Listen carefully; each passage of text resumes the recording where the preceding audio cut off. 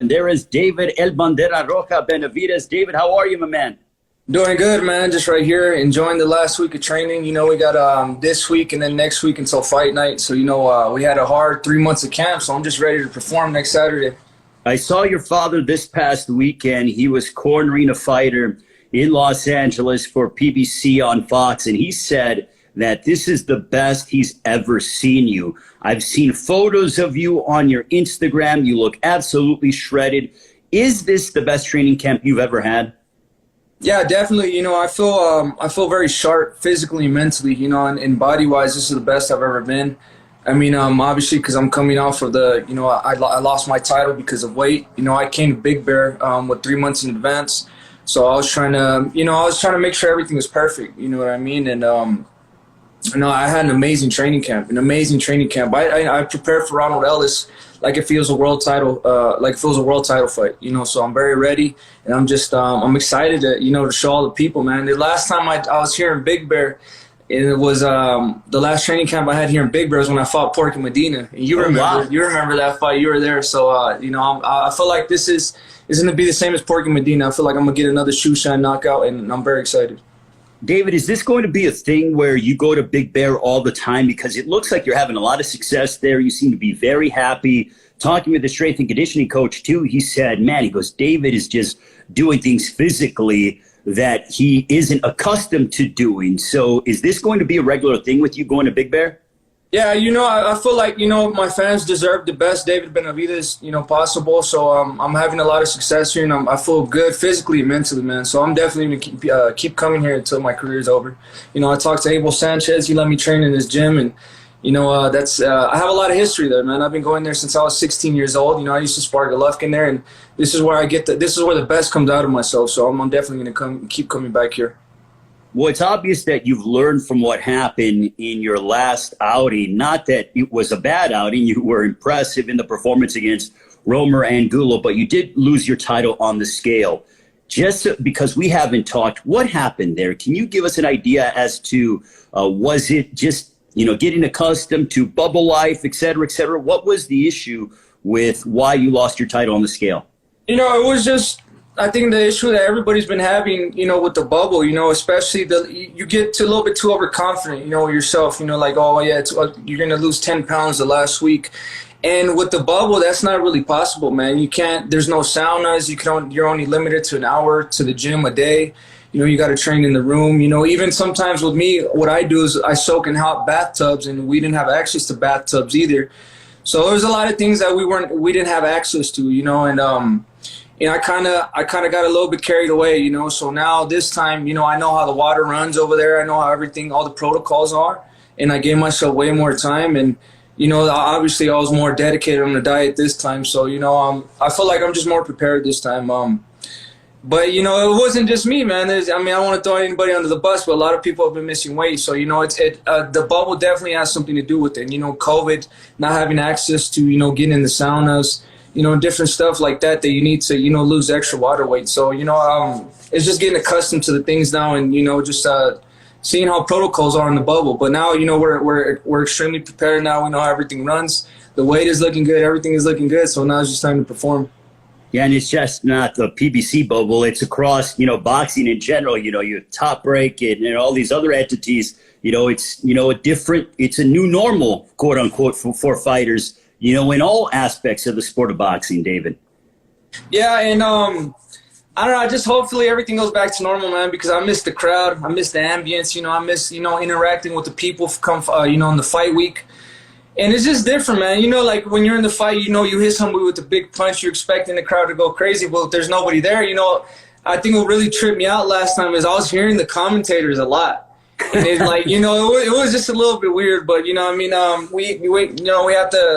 we have to get used to these types of things, but hopefully, the COVID cases are coming down. Everything is looking good. So hopefully the fans can come back soon.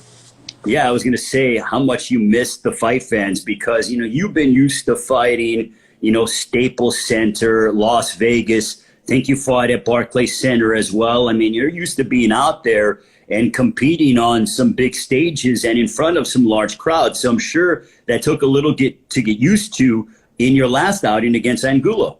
Yeah, definitely. And, you know, me, the type of fighter I am, the type of, you know, pressure, relentlessness I bring, you know, the crowd goes crazy every time I'm in a fight. So it just for having like no crowd and, you know, just having nobody cheer, it was a little bit boring. I'm not gonna lie to you. I felt like if I would have had, you know, an audience, you know, because sometimes you feel the energy in there.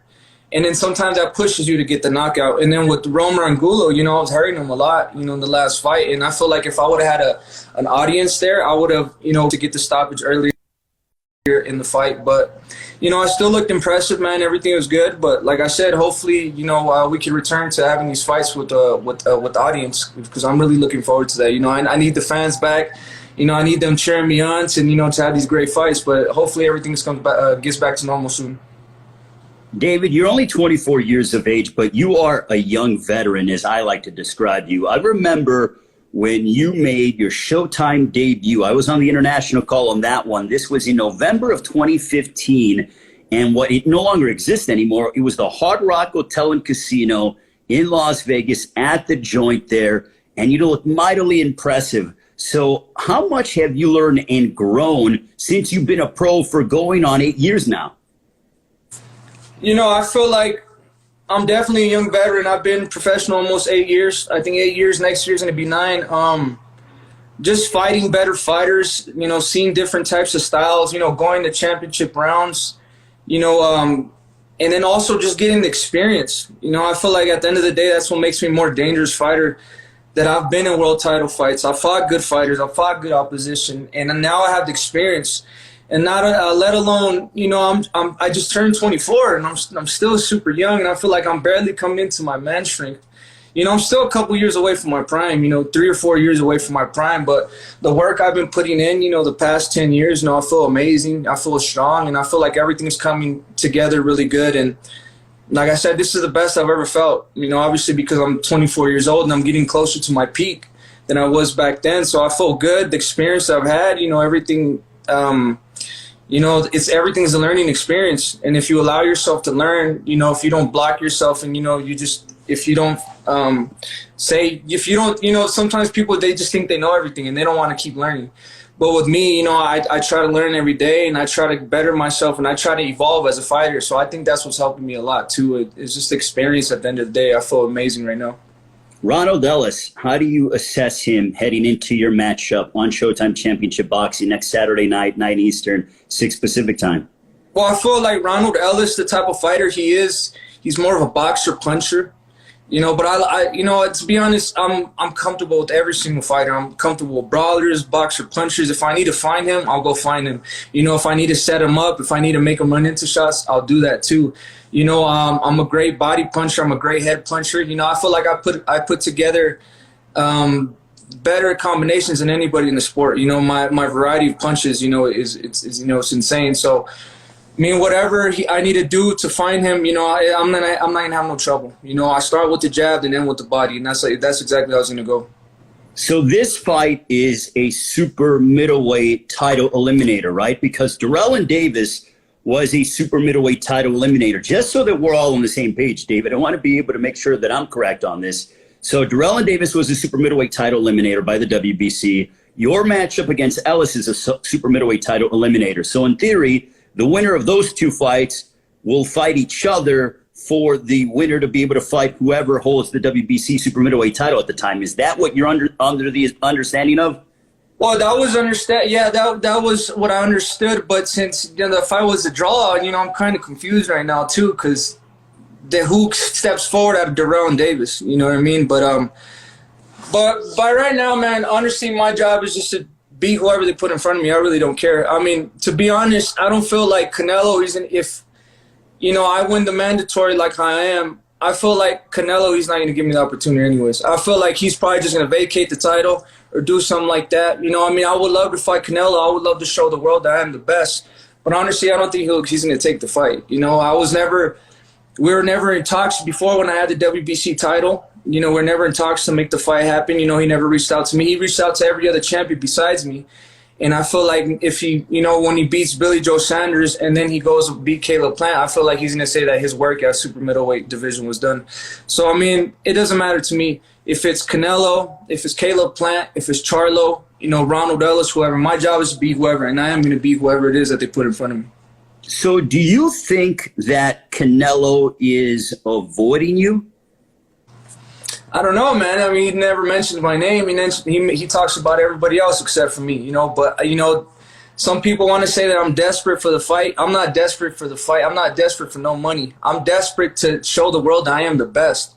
I'm willing to fight whoever. I'll fight Berlanga. I'll fight Charlo. I'll fight Caleb Plant. I'll fight Canelo. I just want to show the world I'm the best. I just want the opportunity to show the world I'm the best. Do you think that stylistically you give him the most difficult challenge out there because you are tall, you have a good reach, you work behind the jab, you got a vicious right hand, you come forward, you're a big super middleweight. It's not like you are, a small super middleweight. You're a big super middleweight, and you're young. No, definitely. You see, there's a lot of similarities between me and Canelo. Body shots, uppercuts. The thing about me is I have a wicked variety of punches too. I can put my punches together as good as he can. And I have an amazing jab. You see when Kovalev fought Canelo in the beginning, Kovalev was hitting him with just a little stiff jab, and Canelo was not able to get in. I could throw the jab. I could throw hard jabs all night. So I feel like I give him the best fight at anybody, and I feel like his team knows that too. So I feel like that's the reason why, they're kind of avoiding me. But, at the end of the day, if he does vacate his belt, he's just going to show everybody how afraid he is of me, and people can say whatever they want. People can say that I'm desperate, that Canelo is too experienced for this and that. Until he gets in the ring and show me, I feel like I'm the best in the world, and I'll beat that guy. So what did you think of his performance against Yildirim on Saturday night? I'm sure you watched it. It was good. I take nothing away from him. And I never hate on Canelo. He's a great fighter. He looked good. He did exactly what he was supposed to do. The variety, body shots. I just felt like Yildirim, he was... what did he throw? Like 15 punches? Yeah, something like that. It was ridiculous, man. But I feel like it was just, anyways, he was, Yildirim is not at the level. He's not at the level. You see, he couldn't even beat Derrell, and I stopped Derrell. And you know what I mean? He was not going to compete with Canelo. But, it was a good fight. He did what he was supposed to do. He did good. I always give credit where credit is due. Well, let's talk about Anthony Derrell, the man that you beat in September of 2019. He had a draw against Kyron Davis on Saturday night on Fox. What was your interpretation of that performance? I felt like the victory could have went to Derrell. I feel like his shots were more effective and he was landing more shots. But at the end of the day, the judges seen it a little bit different. But I was getting kind of excited because I wanted to get that rematch, with Derrell. I feel like it was a good fight and it deserved a rematch. But if we could still make a rematch, I would not be disappointed. I'm just willing to give the fans the best fights they want to see, and I'll fight whoever. If it's a good fight for the fans, I'm here for the fans to give them what they want to see. David, you want to get some clarification at some point before your fight against Ronald Ellis as to what could potentially be next by you or for you from the WBC? Because the WBC, Mauricio Suleiman, they're the ones who ordered these two super middleweight title eliminator matchups. Do you want clarification, or does it not matter to you? Or you're like, let me go and beat Ellis, and then the WBC will tell us what's going to happen from there? It doesn't matter to me. My job is just to beat whoever it is in front of me. If they want to make it a title eliminator, I feel like I was already in line. I mean, if I lost the title, but I don't think I need a title eliminator. But if I need a title eliminator, then I'm all for it. I'll beat whoever they put in front of me. How much does being a father, I think you have a 5-month-old or 6-month-old son. Congratulations to you and your entire family. I know you're very happy with it, but what is it like being a father, and has that changed your approach to being a prize fighter? Yeah, definitely. He turned 6 months on the 9th, and I'm very excited. I'm very proud just to see him. He's my beautiful boy, and it just gives me a different sense of motivation, and a different sense of of life. You know what I mean? I'll do anything for my son, and I just want to now, since I feel like he's next year he's gonna be 1 year. The year after is gonna be 2 years. So I feel like I have to be as professional as I can be. I have to conduct myself like a professional, and I have to be a role model for him, because I feel like everybody tells me, you enjoy him now because time goes by, and then by the time he's going to be 5. So I just want to be the best father and the best role model I could be for him. Now, does he come up and see you in training camp? Are they with you in training camp out in Big Bear? What's that going like? No, this time they just see me one time, because I wanted everything to run smooth and perfectly, and I wanted to be as motivated and focused as I could be.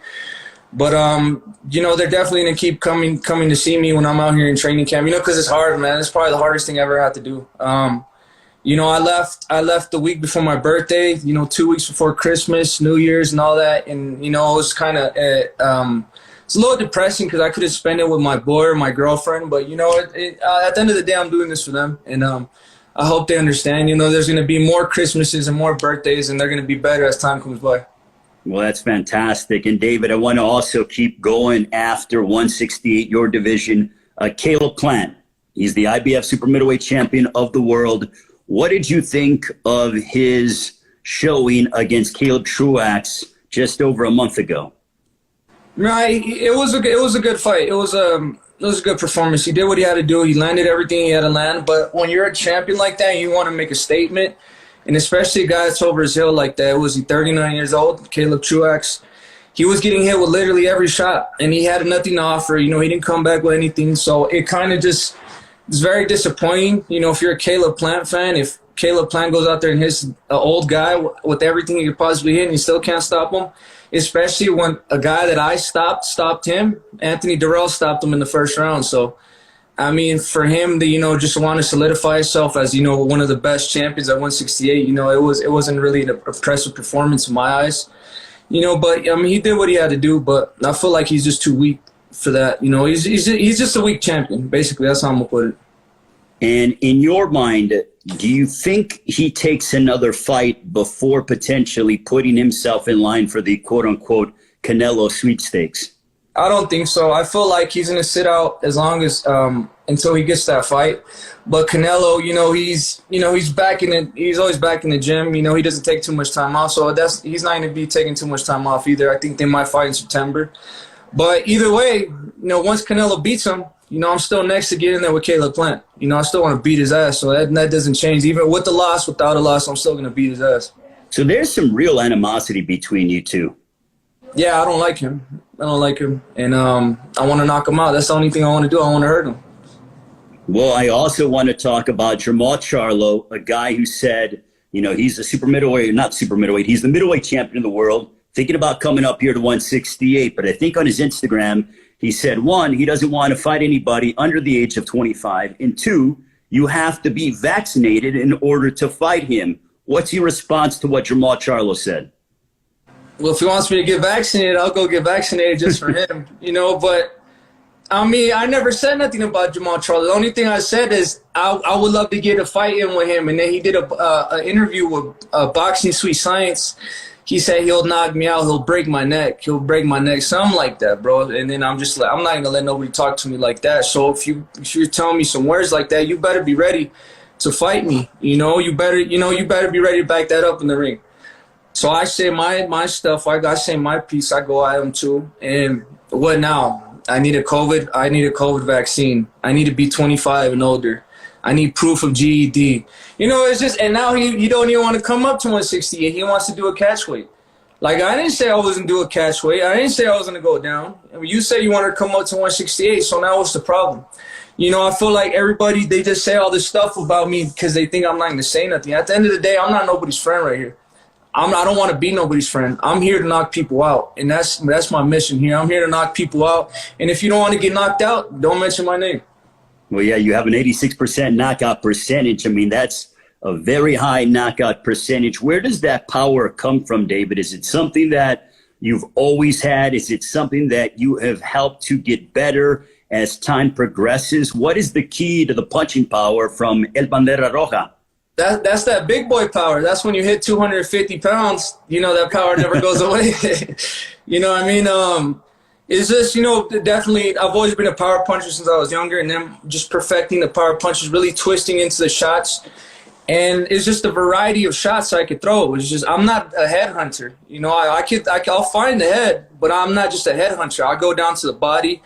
I'll mix it to the uppercut. So I feel like everything I do, I just set things up perfectly. And then, sometimes you don't even have to throw hard. You just have to hit the right spot and the people go down. But I definitely like punishing and hurting individuals. That's what I love to do. I felt more satisfied with stopping somebody, you're dropping somebody, than the winning a decision fight or a decision. You know what I mean? So I just, it's more satisfying when I stop somebody, because after the fight, they can't say, oh, the judges robbed it from me. Next time I could beat him. Everybody, since I came back, since I got suspended, I've stopped everybody. I've stopped Javion Love. I've stopped Derrell. I've stopped Romer Angulo, and I'm gonna stop Ronald Ellis. And this is just the type of fighting style people want to see. Well, when I watch you fight, David, I almost feel like with you enjoy punishing your opponents. You don't like the first round knockout I almost feel like something that is not interesting for you. You like to go out there and you systematically break somebody down and you punish them over the course of however long they can last that abuse. Is that fair to say? Yeah, I think it's harder to do that. It takes more talent to have somebody give up on their own and just say, I can't do it no more, than to knocking somebody out. I mean, I definitely, if I could get the knockout, I'll knock them out, but it's something that really satisfies me, especially the way I start with my jab. I don't go in there just looking for the knockout. I do everything correct, and that's why the stoppages come. And then that's just the fighting style I've had. And it's a technique that my dad showed me, and it's a way of boxing. I just have a system in boxing. And as you can see, jab is no secret. Jab, start with jab, go in the middle, go uppercuts and then body shots. That's the system. And it always works. Well, you brought up your father. You and your father have this amazing chemistry together. I have spoken to your father many, many times. Always enjoyed being around him, your brother as well. But what about the relationship with you and your father? We see at times that sometimes father-son, trainer-to-fighter relationships, they work well, and sometimes they don't work so well. Why does it work so well with you and your father? Because of chemistry, man. And I mean, we definitely have our days, like every father and son. Sometimes you guys get in arguments, but at the end of the day, he's my father. And when I started my career with my dad, and I'm going to end my career with my dad. I'd rather not be boxing, honestly, than to not train with my dad.